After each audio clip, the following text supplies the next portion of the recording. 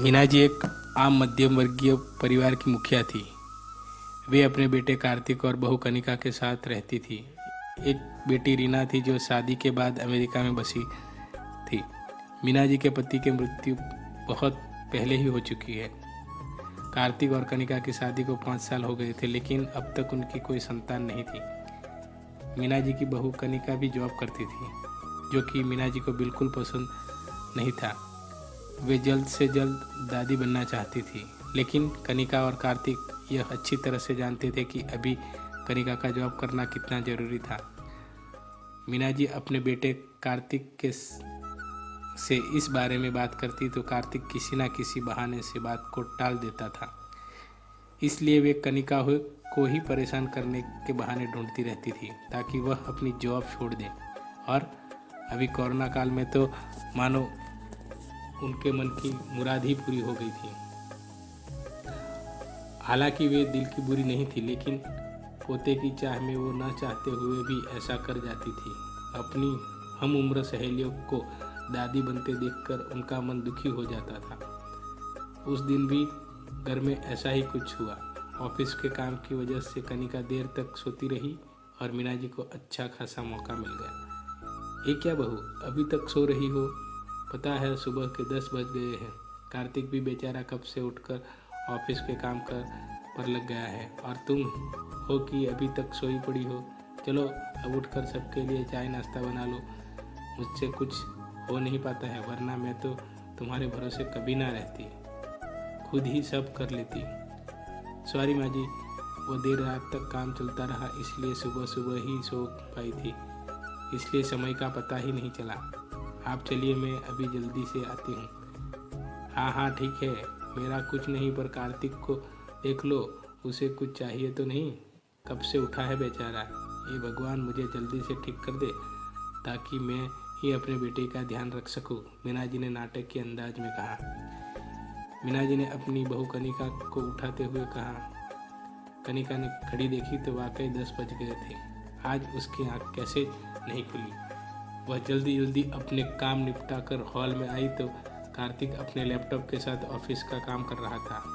उसने किचन में जाकर चाय नाश्ता बनाया और फिर रात के बर्तन साफ किए और झाड़ू पोछा करके नहाने चली गई। दरअसल कोरोना वायरस की बढ़ती बीमारी की वजह से शहर में पूरी तरह लॉकडाउन किया गया था, इसलिए काम वाली बाई भी नहीं आ रही थी।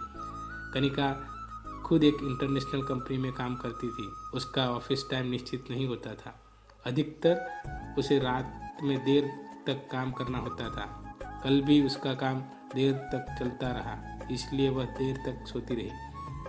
कनिका नहाकर आई तो देखा कि उसकी सास अपने कमरे में अपनी सहेली से फ़ोन पर बात कर रही थी। बातचीत में अपना नाम सुनकर कनिका सास की बात सुनने लगी। अरे शारदा, तुम भी अपनी बहू को ज़्यादा सर पर मत बैठाओ। बहू को ज़्यादा उड़ने दोगी तो कल को अपनी नौकरी के चक्कर में वह तुम्हें ही घर की नौकरानी बनाकर छोड़ेगी। मैं तो भाई शुरू से ही कनिका के नौकरी करने के खिलाफ थी। अब करे नौकरी शौक से, पर साथ साथ घर के काम भी करे। मैं तो बदन दर्द का बहाना बनाकर बैठ जाती हूँ, नहीं तो सारे काम का बोझ मेरे सिर पर आ गिरता। मैं कोई मुफ्त की नौकरानी थोड़ी ही हूँ। मैं तो कहती हूँ तुम भी यही किया करो। सास की बात सुनकर कनिका की आंख में आंसू आ गए। वह जिस सास को बीमार समझकर उनकी दिन रात सेवा करती है, उन्हें एक गिलास तक उठाने नहीं देती, सारा दिन घर का और रात में ऑफिस का काम करने की थकान से चूर होकर भी उफ तक नहीं करती, उसका यह फल मिला है उसे। माना कि वे मेरी नौकरी के खिलाफ है, मगर यदि घर की किस्त नहीं होती तो वह भी कभी नौकरी नहीं करती। कार्तिक का बोझ कम करने के लिए ही तो वो नौकरी कर रही थी।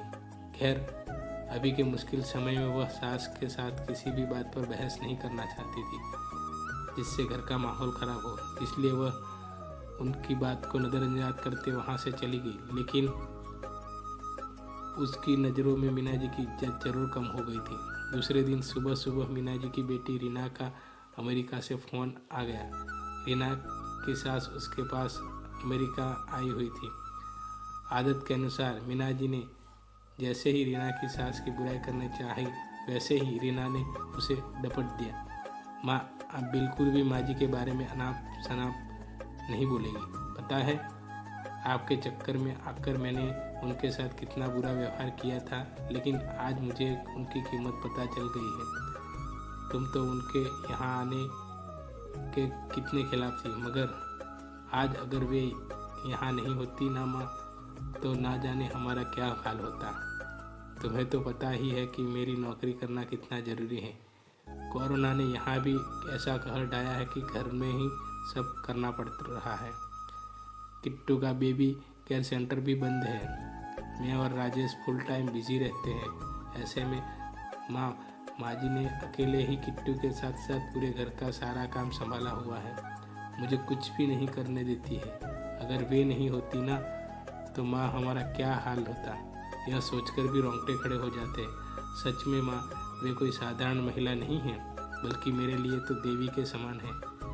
मेरा इतना अपमान करने के बावजूद। और रीना रोने लगी। उसने फ़ोन कट कर दिया। रीना की बात सुनकर मीना जी की आंखें भी भर आई। उन्हें अपनी भूल का एहसास हो गया था। कनिका तो वाकई उनका कितना ख्याल रखती है। उनकी कड़वी से कड़वी बात को बुरा नहीं मानती, उल्टे जवाब भी नहीं देती है। वाकई अभी का समय तो एक दूसरे को हौसला देने का है, सारे गिले शिकवे भुलाकर एक दूसरे की मदद करने का है।